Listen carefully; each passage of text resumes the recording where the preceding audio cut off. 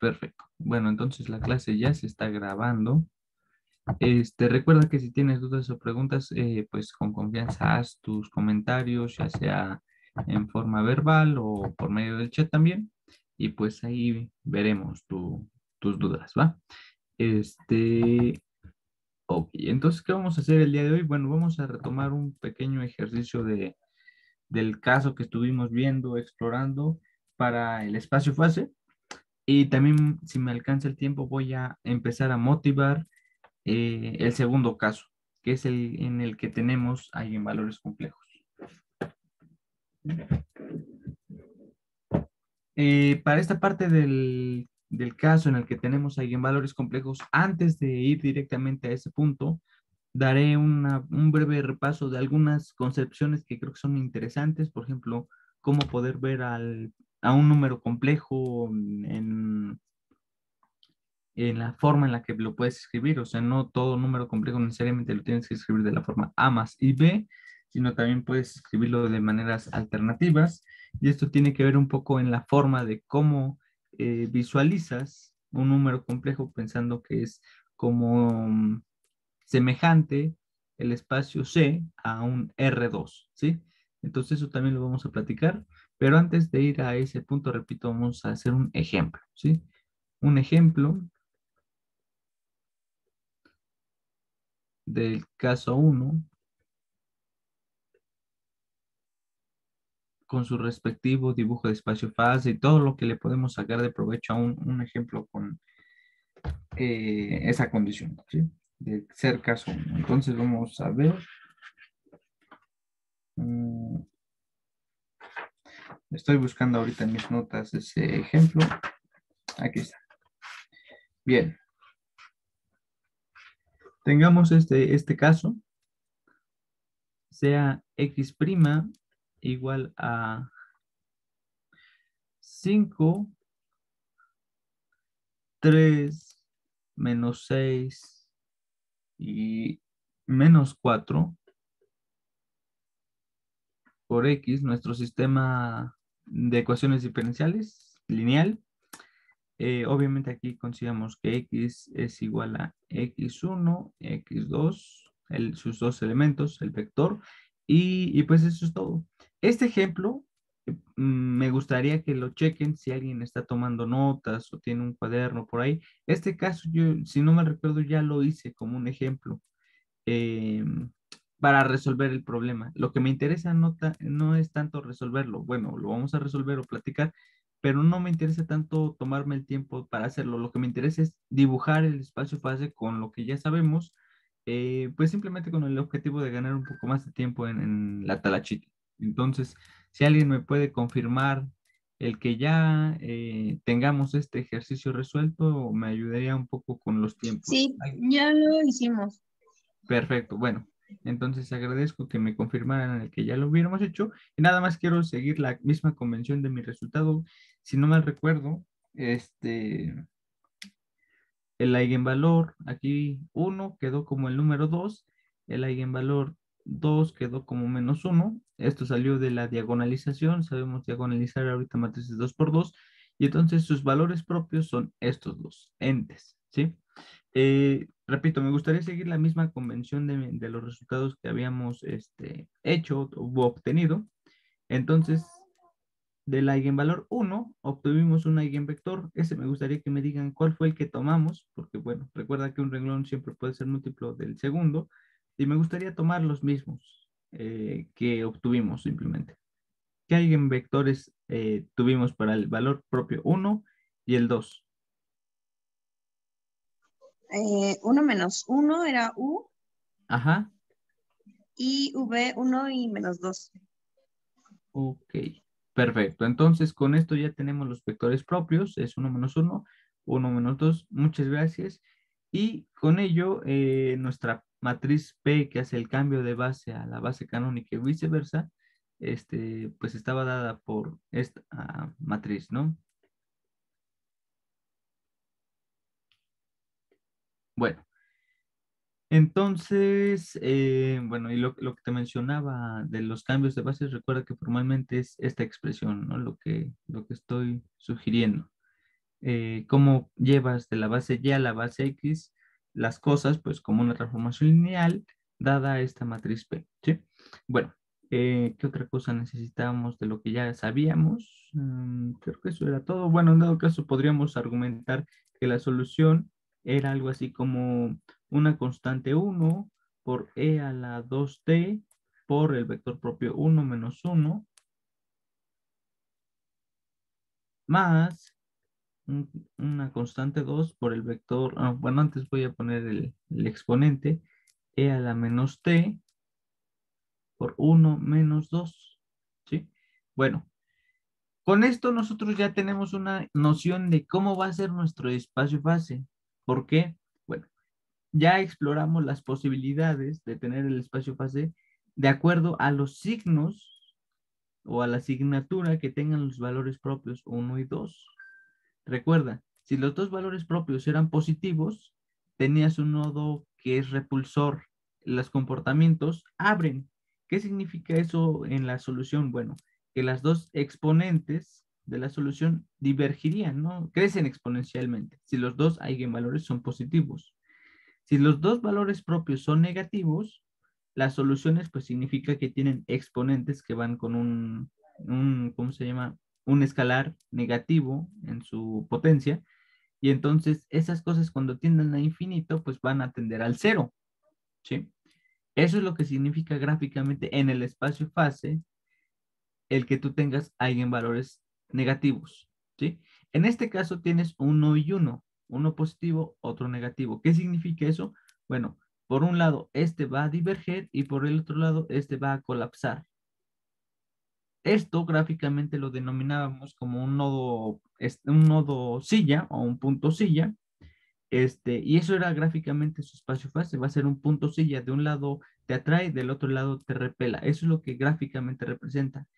Ahorita lo que vamos a hacer es utilizar un poco de esa información que sabemos ahora y vamos a representar gráficamente pues ese espacio fácil, ¿ok? Entonces, ya tenemos información, la eigenvalores, eigenvectores, la solución, ¿qué más nos hace falta? Déjame veo. Pues nada, eso es todo. Básicamente con esta información ya podemos sacar su espacio fase. Entonces, ¿qué vamos a hacer? Pues en el espacio fase de la base canónica, vamos a poner aquí la base canónica, la base Y. El vector propio, espérame, déjame ver una cosa importante. Esto me va a caer un pequeño problema en la forma en la que estructuré la matriz P. Antes de continuar al espacio fase en la base canónica, voy a hablar de la orientabilidad de la matriz P, ¿ok? Bueno, creo que a todos nos es accesible pensar que si este es tu espacio fase X1, X2, y el de arriba es la base canónica Y1, Y2, los vectores propios tienen una orientación como que bien definida, por lo menos para los vectores canónicos. Aquí está el vector E1 y aquí está el vector canónico E2, ¿sí? ¿Qué propiedades satisfacen el vector propio E1 y E2? Bueno, si tú haces el producto punto de E1 con E2, esto te da 1, son una base ortonormal, ojo, ortonormal, que significaba que eran vectores normalizados y además que eran ortogonales entre sí. Y la propiedad interesante, además de que sean ortonormales, es que están bien orientados. Si tú graficas o escribes, perdón, a los vectores canónicos en una matriz, podríamos decir que esta matriz originaría la identidad. Esto en geometría diferencial se llamaría, o en geometría riemanniana se llamaría la métrica, y es la forma en la que uno, pues, como que designa una forma de medir apropiadamente el espacio. Lo que estamos diciendo aquí es que no hay nada interesante y tu métrica es unitaria. Bueno, si tú mides 5 metros en un lado, por ejemplo, no sé, si aquí tú defines una distancia de 5 metros, esa misma barrita puesta en algún otro lado va a medir 5 metros. ¿Ok? Eso es lo que nos está diciendo esta matriz. ¿Sí? Si nosotros pusiéramos una matriz un poco más exótica, por ahí, cuando tú lleves ese marco de, abstracción, si quieres pensarlo así, a la geometría, eso significaría que podríamos tener casos en los que, por ejemplo, a la geometría, por ejemplo, no cualquier geometría, sería como la geometría riemanniana, porque hay otras geometrías por ahí un poco más interesantes, bueno, no necesariamente más interesantes que la geometría riemanniana, sino un poco diferentes de estudiar, pero bueno, en términos de la geometría diferencial y la geometría riemanniana, bueno, ahí lo que nos interesa es conceptualizar las formas diferenciales, matrices, etcétera, etcétera, a, ahora sí que a la geometría, ¿no? Y existen otras geometrías como la moderna, la hiperbólica, etcétera, etcétera, donde en la geometría moderna no te interesa tanto hacer cuentas, ¿no? Es una visión un poco más pura de cómo realizar trazos, teoremas, etcétera, con puras, pues ahora sí que formulaciones bajo axiomas, ¿no? Este, y no necesariamente tienes que tener un formalismo con el asociado al cálculo, eso es a lo que me refiero, o al aritmético, al álgebra en sí. Acá no, en la geometría riemanniana sí necesitas hacer cuentas. Y bueno, lo que estaba pensando es, por ejemplo, si tú tienes 5 metros aquí y pones tus 5 metros acá, eso mide lo mismo. Pero si tú en geometría riemanniana, en un espacio hiperbólico, pones aquí una barra que esté así y aquí mide 5 metros, pues acá tal vez esa misma barra, que aparentemente mide lo mismo, tal vez acá mida 200 metros o 200 unidades de algo, de distancia. Y tal vez aquí, esa misma barra que ahí sin querer dice más pequeña, déjame la dibujo casi del mismo tamaño, visualmente para nosotros, tal vez acá esa misma barra medía 0.1, ¿sí?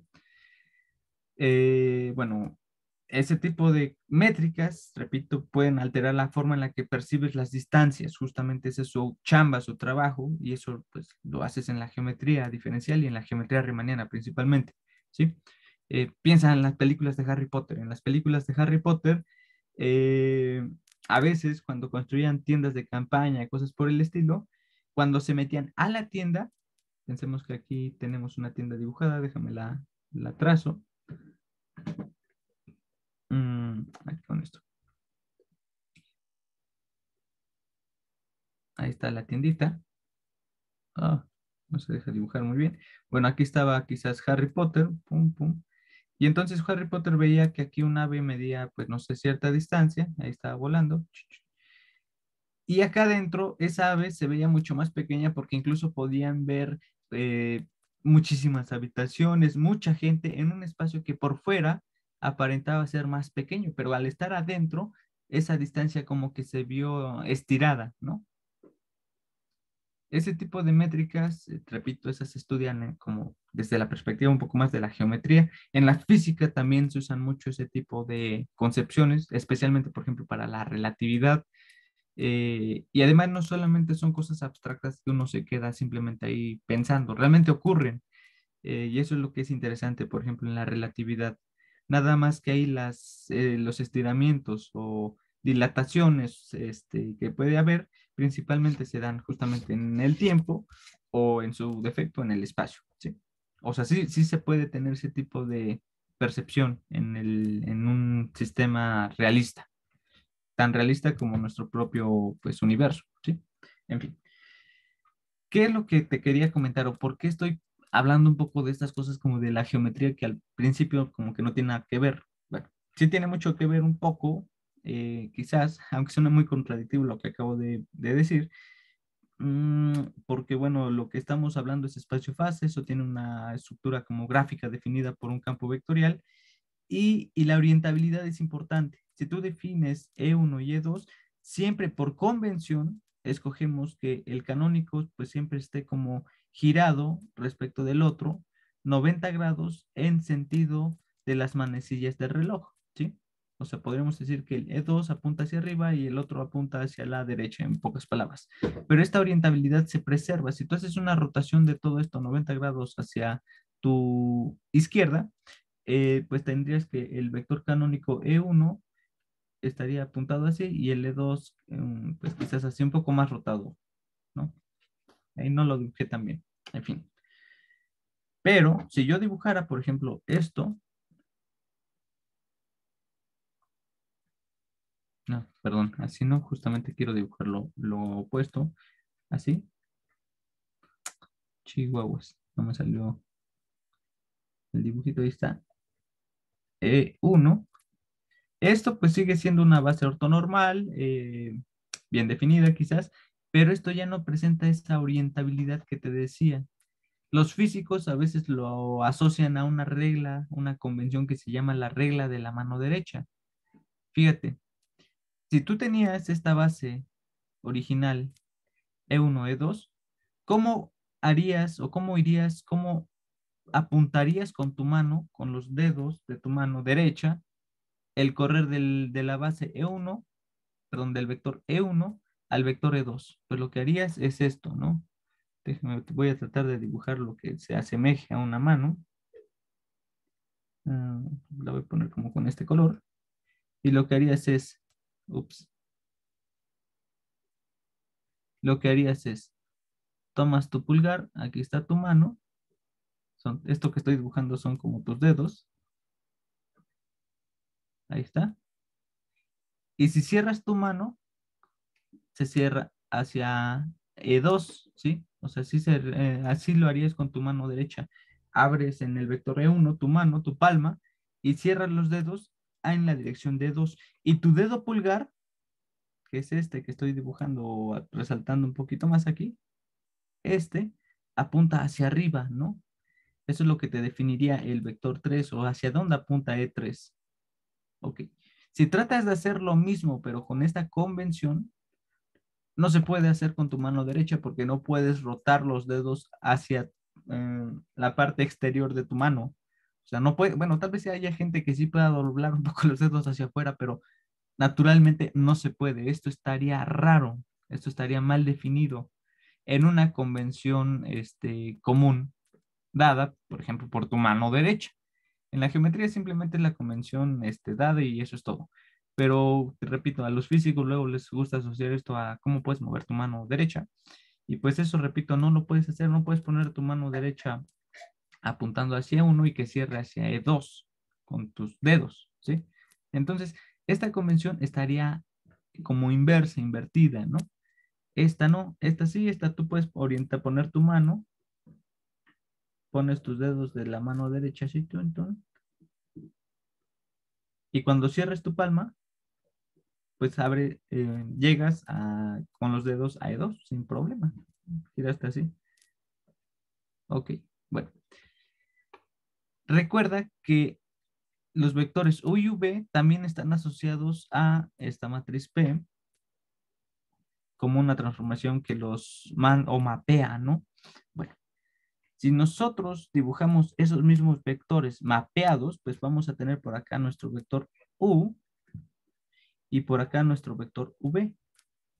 Y van a satisfacer algo similar si tú orientas tus dedos de la mano derecha hacia el vector U, tu mano cuando la cierres va a llevarte al vector V, porque es una herencia que te dejó la transformación desde el principio por esta base canónica en la base canónica, ¿sí? Eso se debe satisfacer. Si no se satisface, significa que hubo una inversión por ahí, y entonces si tus vectores hacen como que lo opuesto, pues significa que por ahí hubo una reflexión, por ejemplo, ¿sí? Es decir, tal vez en el trazo, al momento de definir tus vectores propios, pues tal vez sí era el U, pero tal vez el vector V quedó como bueno, voy a hacerlo un poco más dramático, voy a hacer un poco más dramático mi dibujo para que se note mejor la idea que quiero dar, ¿sí? Déjame, voy a ir un poco más abajo y voy a ver si me sale mi dibujo. Entonces, tengo aquí mi vector U y te decía algo que se vería como que natural es que tal vez tu vector V, es que no quiero ver, voy a extender esto un poco más por acá. Ahí está. Tu vector V, ups, sea ok. Ok, esto estaría bien. Pero tal vez tomaste sin querer desde el principio una definición del V negativo y el V negativo sería este. Bueno, si este V realmente hubiera sido el V que tú tomaras, entonces la asociación de U y V sería opuesta, sería contraria a esta percepción de lo que hace tu mano derecha. Si tomas de U o a V, el ángulo menor, el ángulo reducido, no satisface esto, ¿no? O sea, no podría ser una convención buena en ese sentido. O sea, esto estaría como asociado a que tenías el vector E2 y acá estaba el E1, ¿sí? Esto habría pasado si tomas este como tu U y este como tu V. Y eso estaría mal por convención. Las cuentas van a estar bien, no pasa nada. Pero en la forma geométrica las cosas, repito, van a tener como una reflexión respecto al eje U.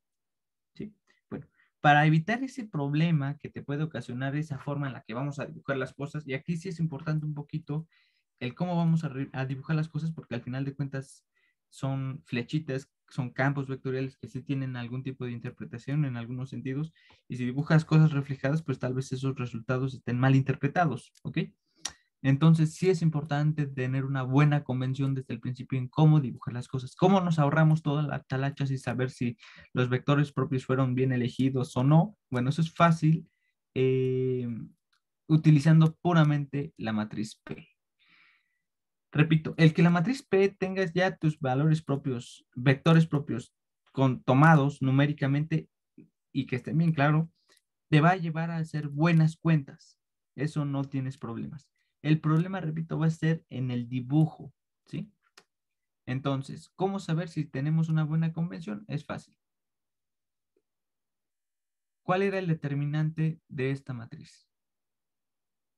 El de la matriz 1, 0, 0, 1, pues su determinante es 1.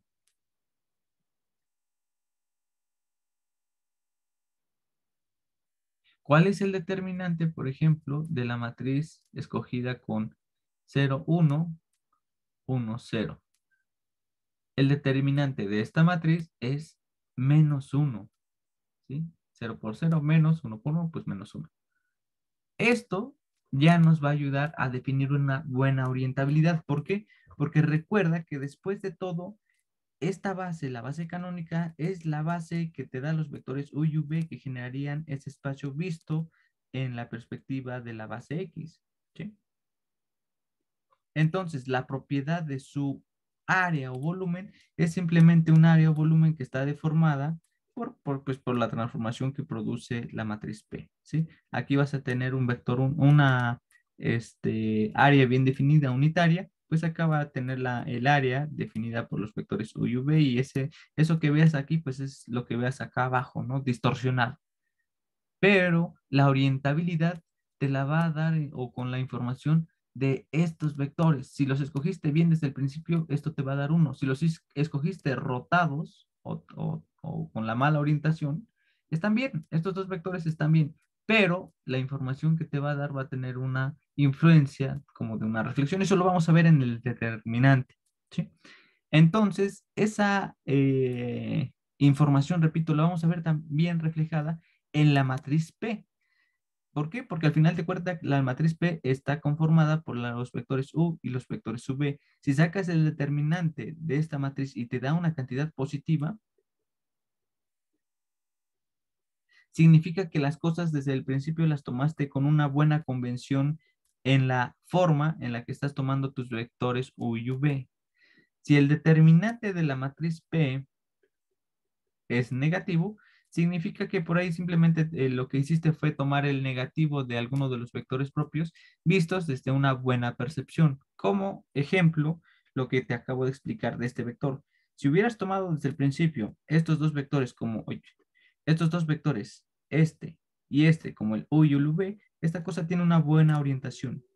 Pero si desde el principio tomaste que el V era el negativo del bueno, pues el determinante te va a escupir o te va a arrojar un signo negativo, justamente ese negativo que es el que te da la parte, pues que va en sentido opuesto a V.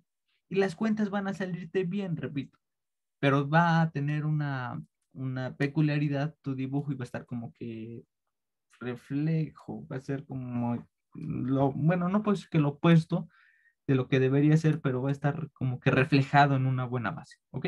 Y eso es lo que no queremos. Queremos hacer desde el principio las cosas bien. Entonces, esta cuestión te va a dar esa información en el determinante de la matriz P. Si el determinante de la matriz P estaba positiva, esto está bien. Si es negativa, significa que hay que rotar, o bueno, hay que reflejar. ¿Y cómo haces eso? Pues simplemente orientas uno de los vectores propios con su signo opuesto, ¿ok? Vamos a hacer el ejemplo explícito de este caso. Para este ejemplo, el determinante de la matriz P es 2 por menos 2 es, perdón, 1 por menos 2 es menos 2, menos 1 por menos 1 es menos 1, y esto es menos 2 más 1, esto es menos 1, y esto es negativo, menor que 0. Por lo tanto, significaba que mi vector propio, alguno de los dos, simplemente está como que mal dibujado, o sea, no está mal la cuenta, está bien, eso está bien. Solo que estoy tomando esta convención, y de hecho la podemos ver aquí mismo con este ejemplo, fíjate. ¿Quiénes son vectores U y quién es el vector V? Voy a tratar de hacerlo más parejo este dibujo. Ahí está. Y ok, aquí está X1. Acá está X2. ¿Quién es el vector U y V? Así como los tengo ahorita, el vector U es 1 menos 1. Uf, me voy a ir hacia abajo. Creo que hubiera dibujado esto un poco más arriba.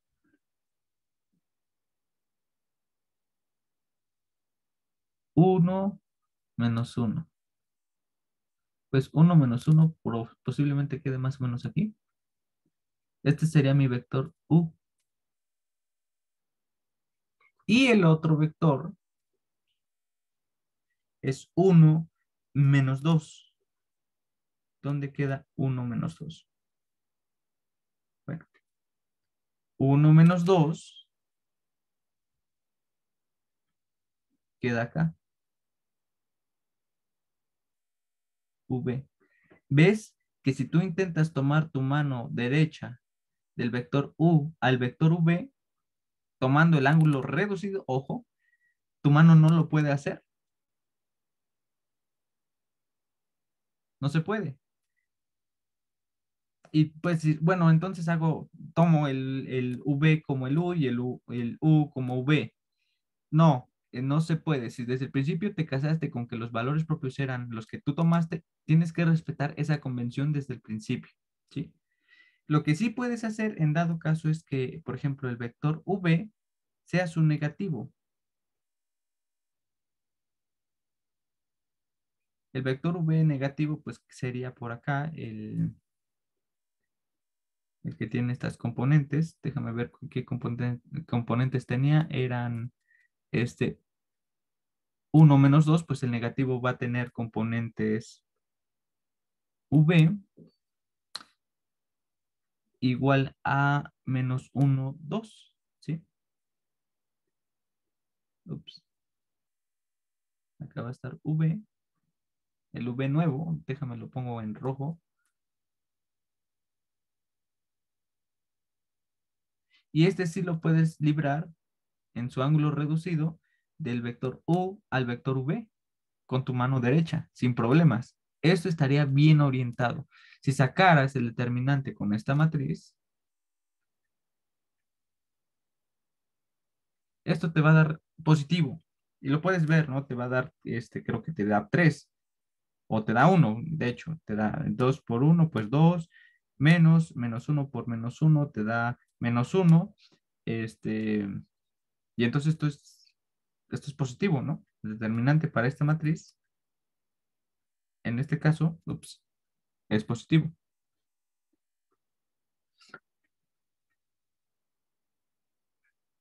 Esto estaría bien orientado. ¿Repercute ese cambio de signo en tu respuesta o en tu solución? No, para nada. ¿Qué hicimos? Bueno, dijimos, ay, el V no me gustó, voy a tomar el negativo. Bueno, si le extrapolas o si le sacas un número negativo a este vector, no pasa nada. Esta constante lo puede amortiguar, te va a absorber el signo, no pasa nada, repito. Toda la solución no se perturba, no le pasa nada. Repito, todo esto es por la cuestión del dibujito. El dibujito sí va a ser importante o interesante. ¿Ok? ¿Qué dibujito? Bueno, primero vamos a comenzar con el dibujito del espacio-fase en la base canónica. Entonces, para la base canónica, ya la platicamos un poquito la clase pasada justamente, y tomamos y1, y2. Y decíamos, pero el valor propio 1 es lambda 1 igual a 2, es el positivo, entonces el vector que corre sobre el eje y1 es el que se comporta como repulsor, ¿sí? Entonces voy a dibujarlo con este color. El que, repito, el que abre sobre y1 es el repulsor, el que lleva el positivo, ¿sí? Lambda 1 es positivo. Entonces vamos así. Y el que va con lambda 2 es -1, es el que es negativo. Al ser negativo, ese es el que tendría el comportamiento del atractor. Este eje es el que da el comportamiento de atractor, apuntas hacia el centro. Y esto en conjunto, pues te va a dar esta familia de hipérbolas que ya habíamos descrito un poco la clase pasada. No tienen que ser exactas o exactos y precisos tus dibujos, ¿no? Con que dibujes algo similar en tu tarea o en tu examen está más que bien.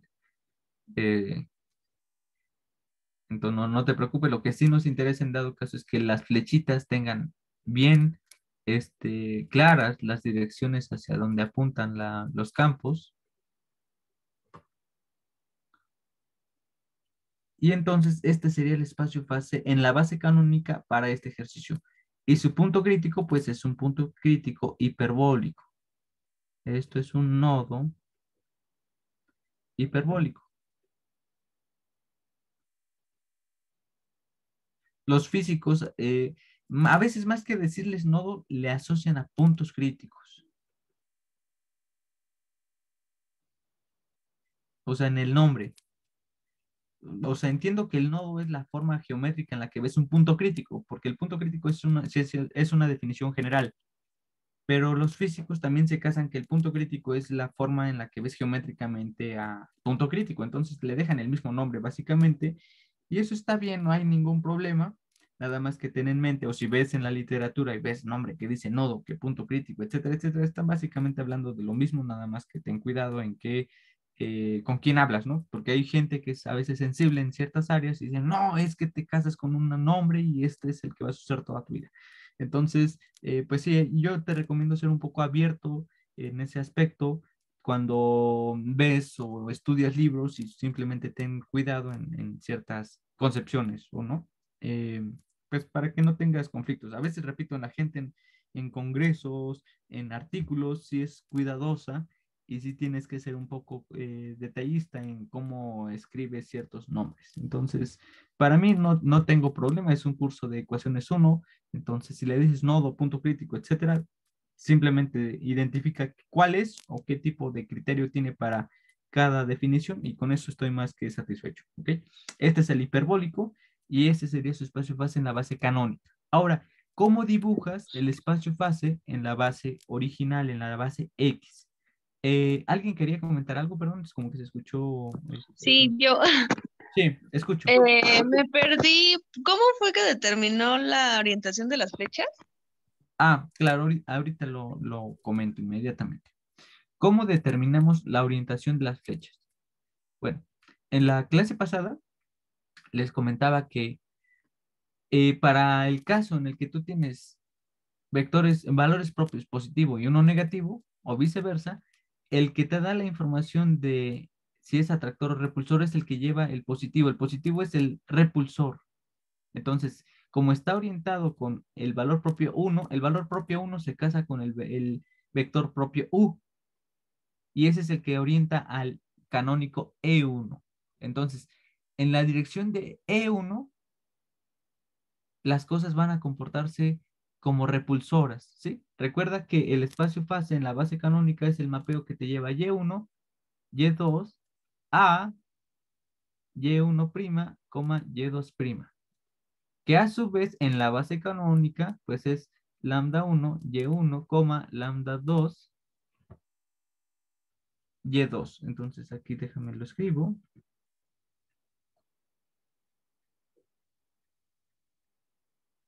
¿Sí? Entonces, si este es positivo, lambda 1 positivo, lo que vaya sobre el vector en la componente horizontal va a abrir hacia la derecha si estás en el lado en el que y1 es positivo y hacia la izquierda en el lado en el que y1 es negativo. ¿Sí? Lo opuesto va a pasar para el que orienta el eje 2 o el y2. ¿Por qué? Porque este lleva un signo negativo. ¿Sí? Entonces, esta cantidad va a ser negativa. Si estás en la parte en la que y2 es positiva, ese vector va a apuntar hacia abajo. Y si estás en la parte en la que y2 es negativa, el vector va a apuntar hacia arriba. Se va a comportar como un atractor. ¿Sí? Entonces, de ahí la convención de los signos. Bueno, perdón, de las orientaciones, por lo menos ahorita sobre los vectores canónicos, ¿no? En los ejes horizontal y vertical van a tener esos comportamientos por esa distinción que acabo de mencionar. Y la forma de las hipérbolas, bueno, eso también lo discutí la clase pasada, tenía que ver con el hecho de que y2 lo podíamos interpretar o escribir como una constante por y1 a la lambda 2 sobre lambda 1. En este caso, para este ejemplo, sería algo así como una constante por y1 a la 2, creo que este era un medio, a la menos un medio. Si tú graficas esto como curvas de nivel, van a ser estas hiperboloides. ¿Sí? Si no me creen, bueno, lo podemos checar en el matemática para que se tengan más confianza, pero esto es un resultado general, ¿no? Si tú tenías una gráfica o mejor dicho, una función que proviene de una potencia con un negativo, esas cosas van a ser como hipérbolas. En dado caso, la amplitud, un medio, te va a estirar o deformar un poquito hacia dónde crece más rápido en dado caso. Pero eso también lo discutimos en esa clase. ¿Sí? No sé si con eso quede un poco más claro el por qué se orientan de esa forma. O no sé si la duda era sobre las hipérbolas que estoy dibujando. No, sí, era eso. Lo que es que escuché que dijo algo de positivo y negativo, pero me perdí con lo de los valores. Pero sí, sí fue eso. Ah, ok, bueno. Entonces, ya que se comentó ese dibujo, ahora el siguiente punto es cómo dibujarlo en el espacio base original, ¿no? En el de la base X. Bueno, lo que vamos a hacer es primero vamos a localizar dónde están los vectores propios. El vector propio quedó el 1 menos 1, el U. Ups, 1 menos 1 queda por aquí. Entonces, este va a ser tu vector propio U. Y el otro vector propio quedamos que era el 1, no, menos 1, 2. Menos 1, 2. Pareciera que son como colineales, pero no, no son colineales. Mi dibujo da esa impresión. Creo que no fue tan buen dibujo. Creo que debe ser un poco más plano. Este es el V. Entonces, estas cosas se cruzan así. Repito, es que creo que no me fue muy bien en el dibujo que hice, pero bueno, ahí está. Muy bien. Entonces, lo que dibujamos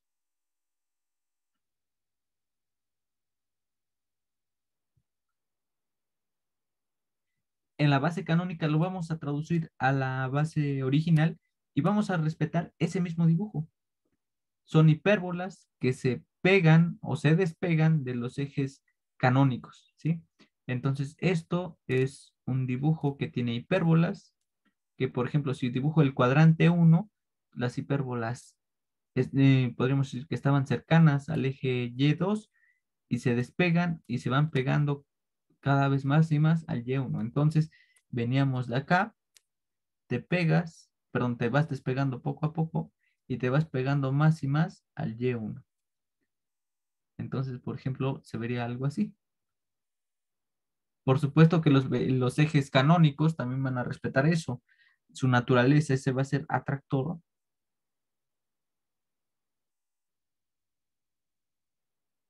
Este era el repulsor.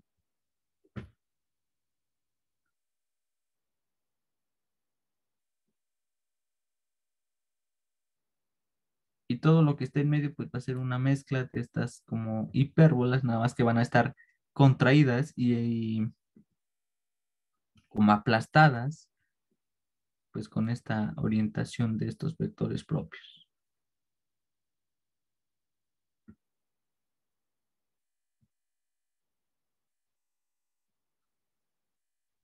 Por ejemplo, aquí de este lado como que las hipérbolas se abrieron mucho, ¿no? Y de este lado, en la parte interna, la hipérbola como que se aplastó, quedó así.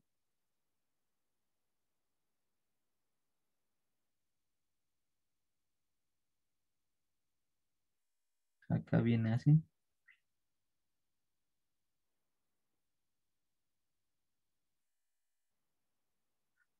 Es la forma manual de hacer estas cosas, ¿no? Ahorita te voy a explicar cómo hacer esto en la computadora. Obviamente a la computadora no le interesan las interpretaciones de los vectores propios, simplemente lo hace y eso es todo. Entonces, déjame te explico cómo hacer esto en la compu. Eh, Tengo esta información ya hecha desde hace mucho tiempo para que ustedes lo puedan checar. Déjame lo veo, déjame busco dónde diablos está esto. ¿Es esta? No, a ver. Curso invertidos.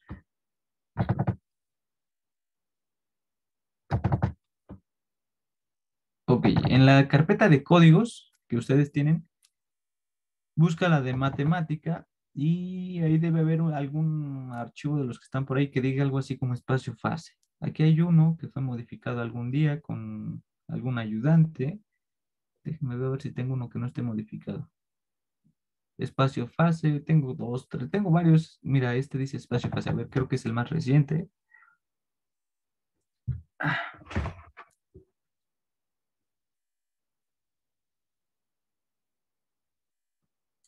Entonces, para hacer esto en la computadora, vamos a ayudarnos de un comando en matemática. Bueno, te lo voy a explicar cómo hacerlo en matemática, que se llama simplemente vector plot, creo. Sí, exacto, mira. Entonces, simplemente si quieres graficar un campo vectorial en matemática, pues usa un comando que se llama vector plot. ¿Qué información vas a necesitar? Bueno, vas a necesitar las componentes del campo vectorial en el eje X, o sea, cómo son las componentes en el eje X o eje horizontal y cómo son las mismas, bueno, las asociadas al eje vertical, y vas a escribir los dominios y rangos de donde quieres que grafique, ¿ok? En este caso, como tenemos un sistema de ecuaciones diferenciales, tú vas a tener algo de este estilo: x' igual a por x más b por y, bla, bla, bla, que en nuestro caso y nuestra notación sería x1' igual a por x1 más b por x2 y x2' es igual a c por x1 más d por x2, ¿ok? Entonces, esta va a ser la sintaxis que vas a utilizar. Vas a escribir vector plot a x más b y, bla, bla, bla, bla. Y en dado caso, pues tú ya defines los parámetros de los valores a, b, c y d. Aquí los podemos definir de tajo. Y escribes esa sintaxis de vector plot. Y pues ya, estas dos opciones que vienen acá son cosas que simplemente hacen más bonita y estética tu gráfica. Y por ejemplo, si yo utilizo esto que tengo aquí con estas magnitudes A, B, C y D, eh, pues lo que se grafica en el espacio fase es este chonche. Ahí está. Mira, en la nueva versión ya hasta lo hace en colorcitos. ¿Ok? Nosotros tenemos que, voy a tomar el ejemplo. Ay, diablos, ¿dónde puse el ejemplo? El ejemplo tiene A igual a... ¿Dónde está? 5 3 menos 6 y menos 4. 5 3 menos 6 y menos 4. 5 3 menos 6 y menos 4. ¿Ok? Esos eran los valores de A. Los defino. Pues uso esto que te dejé ahí. Y ahí está. Eso que vimos es eso. Casi no se notan las hipérbolas, pero aquí estarían. Nada más que obviamente en matemática te digo, no le interesa hacer un análisis profundo de qué está dibujando, simplemente lo hace y eso es todo, ¿no? Pero por aquí ves que hay como una aglomeración extraña, ¿no? ¿Sí ves? Y por acá, pues eso está asociado justamente a cómo los vectores propios se aplastaron, ¿no? Como que están juntitos ahí. Y lo demás son esas hipérbolas que te acabo de dibujar. Aquí están, y aquí dan como la vuelta, se achatan, ¿no? Se agudizan. Aquí lo estoy dibujando de -20 a 20. Déjame lo dibujo a ver de -5 a 5 quizás se vea aún mejor. Ya, sí se ve bastante bien.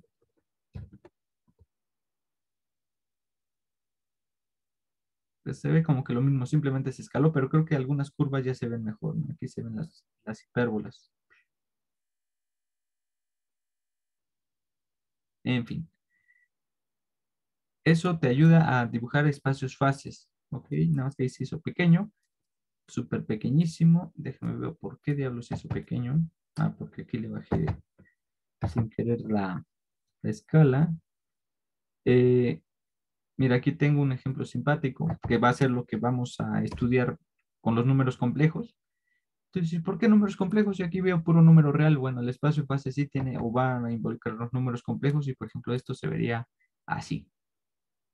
Si nosotros desde el principio no hubiéramos considerado, por ejemplo, una reflexión de este dibujo, tal vez las cosas las habrías visto con sentido opuesto y tal vez la rotación que estás viendo aquí, en lugar de verse hacia que es hacia la derecha, tal vez lo hubieras visto hacia la izquierda y eso sí podría acarrearte problemas pues en algún marco de estudio. Por ejemplo, si no sé, estás modelando algo que tiene que ver con un huracán, pues sí es importante la orientación de cómo viene el flujo de aire, ¿no? Los vórtices. Y por cierto, estas cosas sí tienen que ver con los vórtices, de verdad, de esos de la física o de la geofísica, pensando en que sean de ese estilo de cosas.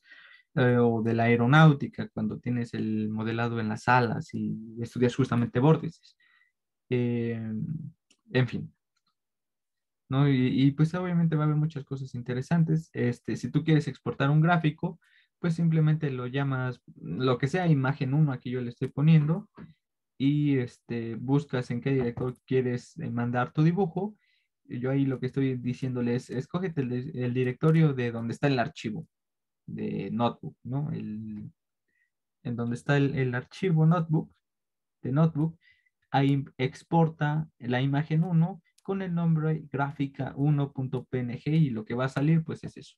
Si tú no especificas dónde vas a guardar las cosas, si pones export a simple, así como tal simple, lo que va a hacer es que va a exportarte tu gráfico o lo que exportes, datos o lo que sea, en la carpeta raíz. Entonces, por ejemplo, en Windows va a ser en documentos y en el Linux va a ser en donde está tu usuario, ¿sí? En la raíz de tu usuario, ¿sí? Muy bien. No sé, ¿alguien tiene preguntas, dudas? Ahorita te platiqué cómo hacer el espacio fase del caso uno, por ejemplo, para este ejemplo simplemente. Obviamente, si tienes vectores propios, perdón, valores propios que sean positivos los dos, bueno, el dibujo no va a ser un nodo hiperbólico, va a ser un nodo explícitamente repulsor pues eso ya vimos que era como dibujar el logo de Spider-Man, ¿no?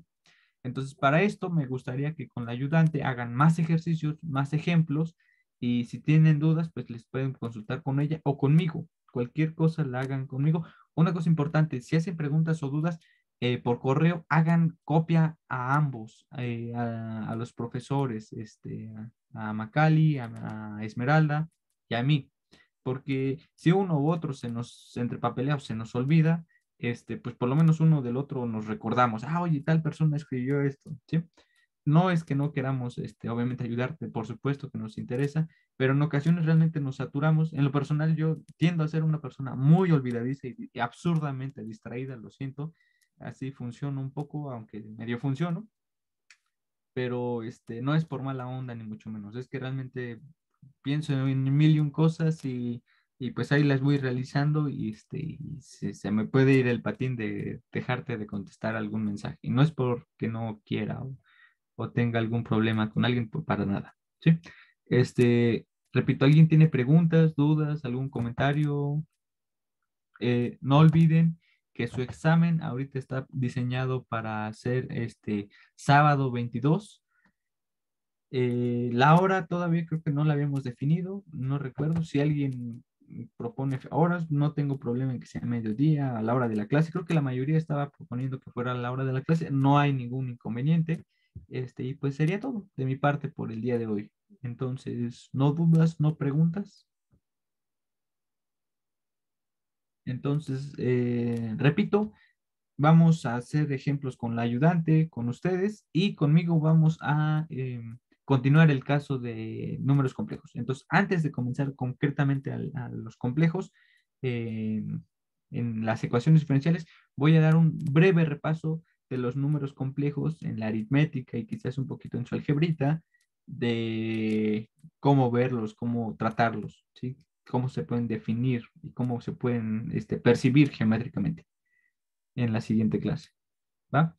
Pues de mi parte sería todo. Tengan bonito día, cuídense mucho y éxito en lo que hagan el día de hoy. Hasta luego, nos vemos. Pues, Hasta luego.